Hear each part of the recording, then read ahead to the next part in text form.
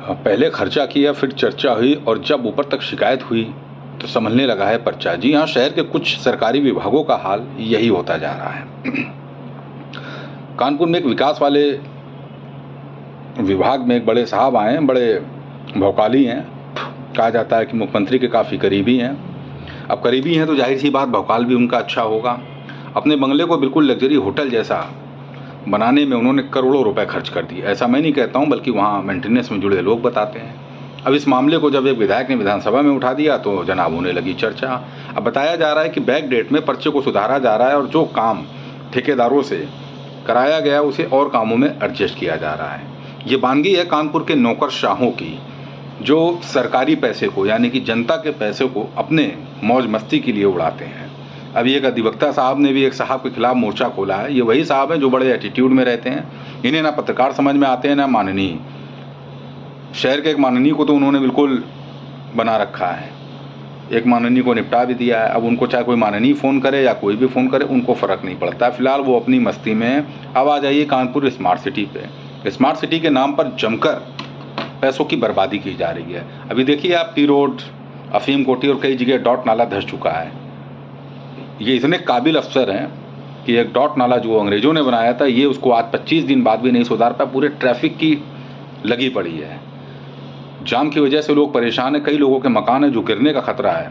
सोचिए शहर में कितनी बड़ी आबादी डॉट नाले के ऊपर रह रही है। इन अफसरों के पास ना नक्शा है, ना ही उसको सुधारने की कोई मजबूत कवायद है। सबसे हास्यास्पद बात यह है कि स्मार्ट सिटी के नाम पर तमगा तो ले लिया गया, मगर अफसर सिर्फ फिजूल खर्ची करने पर ध्यान ज़्यादा दे रहे हैं।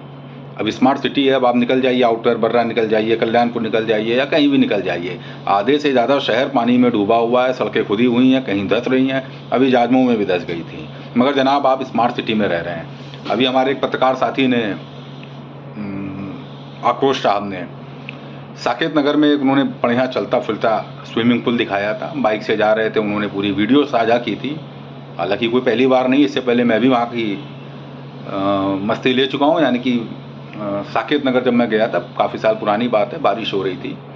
वहाँ पे आधी गाड़ी मेरी उसमें डूब गई थी और पूरा मौज लेते हुए हम निकले थे। तो वहाँ पर कुछ इस टाइप का माहौल हमेशा बना रहता है। और ये सिर्फ साकेत नगर की बात नहीं है, पूरे शहर की यही पोजीशन है कि आधा शहर स्मार्ट सिटी शहर पानी में डूबा हुआ है।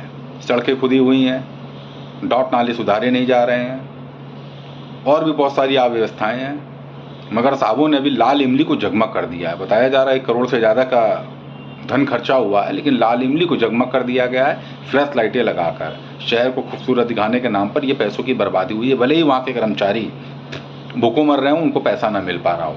अब गंगा बैराज के आसपास बोट क्लब और फलाना धमाका जाने क्या क्या जो है करने वाले हैं, उसमें भी अभी लाखों करोड़ों की बर्बादी होगी। मगर यहाँ शहर के हुक्मरानों को शहर की सड़कों की चिंता नहीं है, शहर के गड्ढों की चिंता नहीं है। डॉट नाले धस रहे हैं, उन्हें कैसे सुधारा जाए और कैसे समुचित विकास किया जाए ताकि आगे दिक्कत ना हो, इसकी भी चिंता नहीं है। अवैध निर्माण कसकर जारी हैं। अधिवक्ता अफसरों की शिकायत कर रहे हैं, मगर फ़र्क किसी को नहीं पड़ रहा है, क्योंकि आप राम राज में रह रहे हैं। तो राम राज में रहने का मौज लीजिए और किसी दिन किसी गड्ढे में घुस जाइए या कोई ऐसी इमारत गिर जाए जो मानक विहीन हो, तो दोष अफसरों को मत दीजिएगा, क्योंकि मुँह आपने बंद कर रखा है। फिलहाल मौज लीजिए, स्मार्ट सिटी का मजा लीजिए।